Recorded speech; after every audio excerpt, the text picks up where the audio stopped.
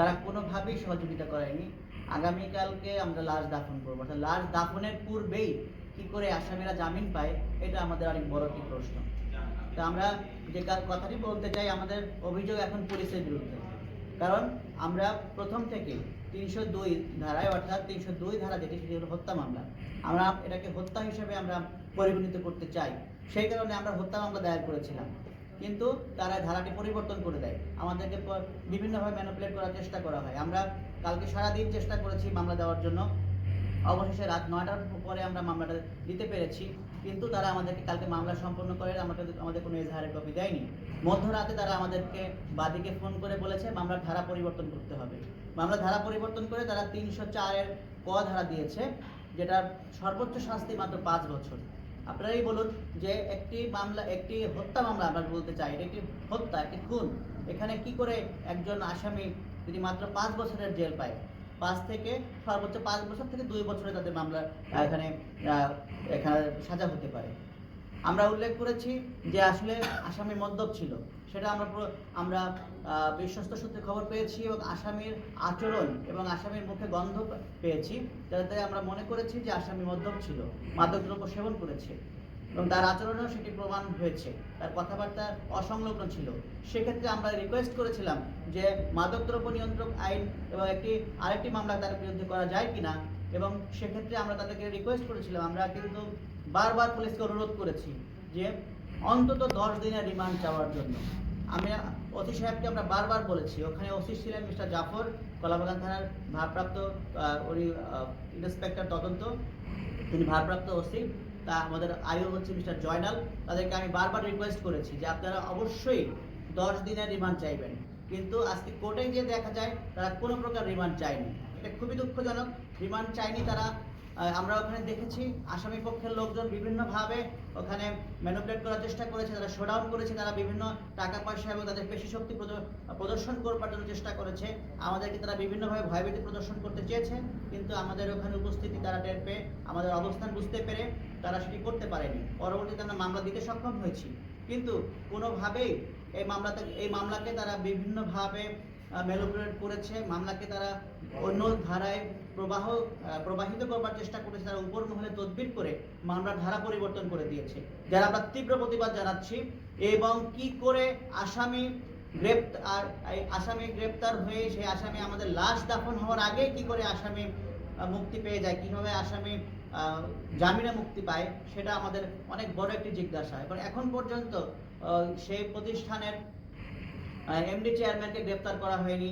আমরা প্রতিষ্ঠানকে কার্যক্রম বন্ধ করবার জন্য অনুরোধ করেছিলাম, তারা সেটি এখন পর্যন্ত আমাদেরকে নিশ্চিত করেনি সেটা বন্ধ করেছে কিনা, সেটা দেখবার দায়িত্ব কিন্তু পুলিশের ছিল, যে আসলে তাদের কার্যক্রম বন্ধ হয়েছে কিনা, তারাও কিন্তু ব্যাপারে করেনি। আমাদের এখনকার প্রধান অভিযোগ হচ্ছে পুলিশের উপরে, কারণ পুলিশ এটি ইচ্ছা করে করেছে, পুলিশ এটি কোনোভাবে বায়াসড হয়েছে, তারা কোনো প্রক্রিয়ায় তারা বায়াসড হয়ে কাজটি করেছে।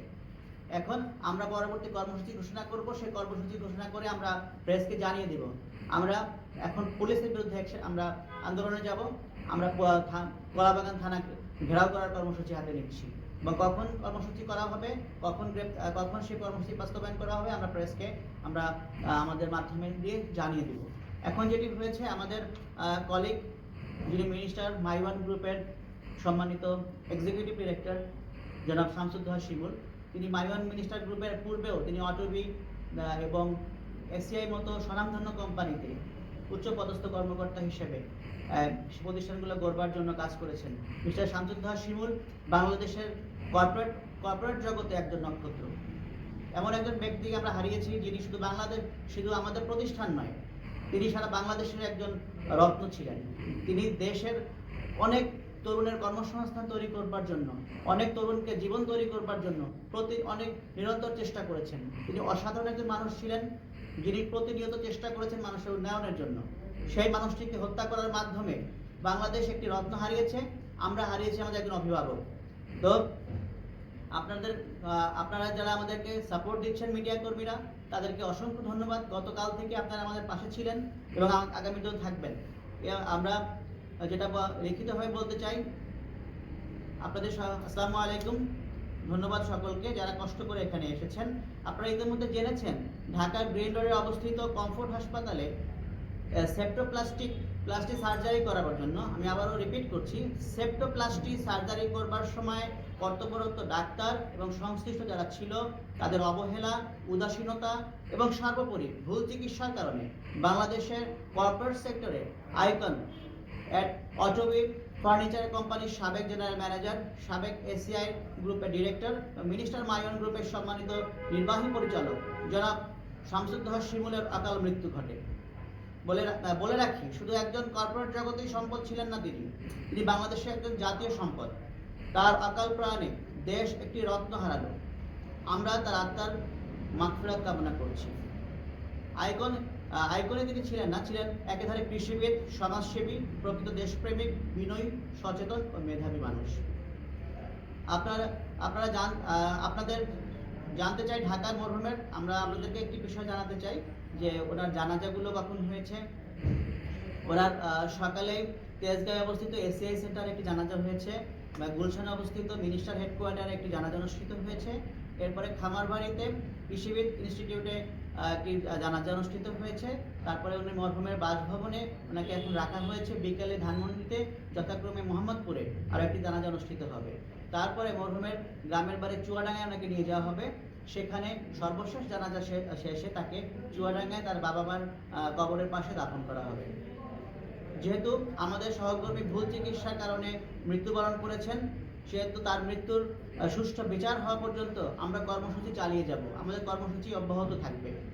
উল্লেখ্য, আমাদের সবার প্রিয় সহকর্মীর মৃত্যুর সুষ্ঠু তদন্ত এবং সঠিক বিচারের দাবিতে আমরা কোনো সহিংসতা বা জাতীয় সম্পদের কোনো রকম ক্ষতি করিনি। আমরা আইনের উপর সম্পূর্ণ শ্রদ্ধাশীল ছিলাম।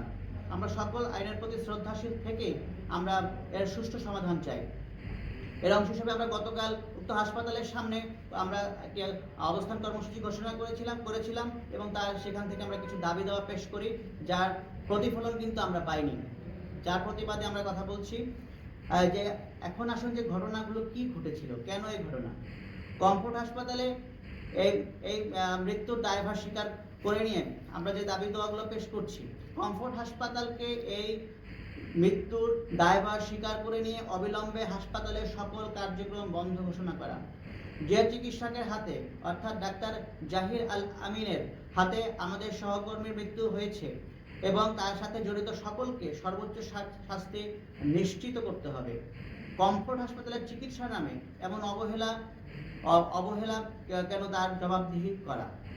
আইন শৃঙ্খলা রক্ষাকারী বাহিনী কেন এখনো কর্তৃপক্ষের কাউকে ধরতে পারেনি এবং তারা কেন জামিন চায়নি, সে ব্যাপারে আমরা জানতে চাই এবং সে ব্যাপারে আমরা নতুন কর্মসূচি ঘোষণা করব। আটককৃত ডাক্তারদেরকে কেন জামিন দেওয়া হলো এবং তাদেরকে আবার কিভাবে কোন প্রক্রিয়ায় আবার আইনের আওতায় নিয়ে আসা যায়, পরবর্তী কার্যক্রম কিভাবে হবে, সে ব্যাপারে আপনাদের সহযোগিতা প্রার্থনা করছি। ভুক্তভোগী সব পরিবারকে উপযুক্ত পরিমাণ জরিমানা, ক্ষতিপূরণ হাসপাতাল কর্তৃপক্ষকে নিশ্চিত করতে হবে। এমন ঘটনা যেন আর ভবিষ্যতে না ঘটে, সেজন্য প্রয়োজনীয় ব্যবস্থা গ্রহণ করতে হবে। আমরা উক্ত দাবিগুলো মেনে 24 ঘন্টা আগামীকাল মরহুমের দাফন সম্পূর্ণ হবে। মরহুমকে দাফন সম্পূর্ণ করার পরে আমরা আমাদের নতুন কর্মসূচি ঘোষণা করব। আমি আবারও আপনাদেরকে বলতে চাই, আপনার মাধ্যমে মিডিয়ার মাধ্যমে দেশবাসীকে বলতে চাই, প্রশাসনকে জানাতে চাই যে অতি সত্বর এই হত্যার সুষ্ঠু বিচার এবং সুষ্ঠু প্রক্রিয়া সম্পন্ন করতে হবে। তা না হলে বাংলাদেশের জনতা, যারা শুভাকাঙ্ক্ষী, দেশের সাধারণ মানুষ আন্দোলনে ফেটে পড়বে। আপনারা জানেন যে দেশবাসী কিন্তু এখন কোনো অন্যায়কে প্রশ্রয় দিচ্ছে না। দেশবাসী, আমাদের বাংলাদেশের জনতা এখন কিন্তু অন্যায় প্রতিবাদ করে শিখেছে। এখন কোনো অন্যায় করে তার কিন্তু কোনোভাবে, আমি হুঁশিয়ার করতে চাই যে এই মামলার এবং এই ঘটনার যদি সুষ্ঠু তদন্ত, সুষ্ঠু বিচার না হয়, তাহলে কোনোভাবেই প্রশাসন এবং ওই হাসপাতাল কর্তৃপক্ষ কোনোভাবে রেহাই পাবে না। আমরা সর্বাত্মক আন্দোলন নিশ্চিত করব, সে ব্যাপারে আমরা পদক্ষেপ গ্রহণ করছি। সকলকে অসংখ্য ধন্যবাদ। আমি মিডিয়া ভাইদের কাছে সাহায্য প্রার্থনা করছি, তাদেরকে বিনীতভাবে অনুরোধ জানাচ্ছি আমাদের পাশে থাকবার জন্য। ধন্যবাদ।